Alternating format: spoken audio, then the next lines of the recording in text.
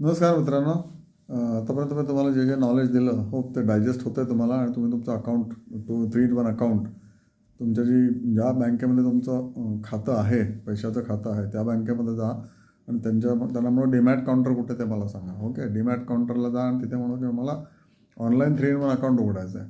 तर त्याच्यासाठी काय तुमची लिंक आहे असं ते विचारा. ते बँकचं डीमॅट काउंटर तुम्हाला सांगेल की आम्ही तुम्हाला 3 in 1 अकाउंट उघडून देऊ शकतो. तुम्ही ऑनलाईन उघडू शकता. त्याच्याकरता फक्त 3 गोष्टी लागतात.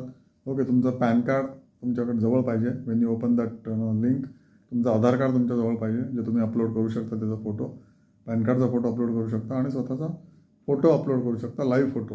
हे 3 गोष्टी तुम्ही टाकल्या की तुमच्या मुलांनासुद्धा तुम्ही सांगू शकता की माझं ऑनलाईन अकाउंट उघडायचं आहे, हे गोष्टी तुम्ही अपलोड करा.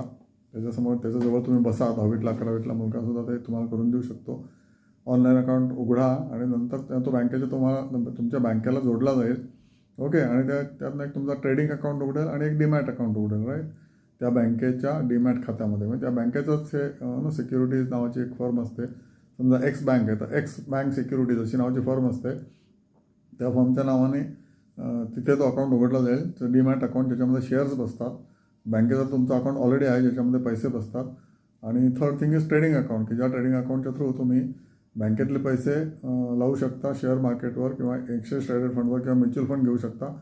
आणि जर तुम्हाला विकायचं असेल तर तेच म्युच्युअल फंड किंवा शेअर्स तुम्ही विकले की तुमच्याच बँक खात्यामध्ये पैसे येणार. तर म्हणून याला 3 in 1 अकाउंट का म्हणतात. तर 3 अकाउंट असतात: ट्रेडिंग अकाउंट, डीमॅट अकाउंट आणि तिसरा तुमचा एक्झिस्टिंग बँक अकाउंट. ज्या बँकेत तुमचा एक बँक अकाउंट आहे तिथेच जर तुम्ही उघडलात तर issues will be simpler than going to another new bank. आणि मग तिथे तुम्ही म्हणणार की आधी सेव्हिंग बँक उघडा. मग ते सेव्हिंग बँक अकाउंट उघडायला आजकाल 8-10 दिवस लागतात. ते तुमचं सेव्हिंग बँक ऑलरेडी असेल तिथे अकाउंट, तर ते over a period of 1 or 2 days तुमचं डीमॅट अकाउंट 3 in 1 अकाउंट उघडू शकता.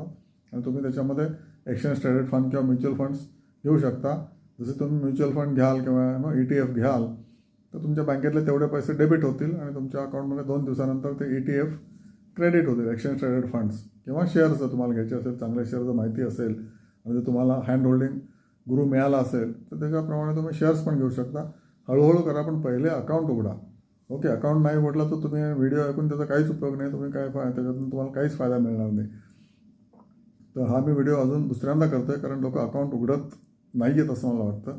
नुसतंच व्हिडिओ ऐकतायत आणि पुढे काहीच ॲक्शन घेत नाही, तर त्याचा काहीच उपयोग नाही. मे बी तुम्ही एक वही करा, त्याच्यामध्ये हे लिहा. ओके, तुम्ही जे नेहमीचे व्हिडिओ बघता त्याच्यामध्ये एंट्री करा की आपण आज काय ऐकलं, त्यातनं आपल्याला काय ॲक्शन घ्यायची आहे. म्हणजे फॉरएव्हर तुमच्या डोक्यात राहील, एकदा वाचून लक्षात राहणार नाही. ओके, लक्षात घ्या. Thank you so much.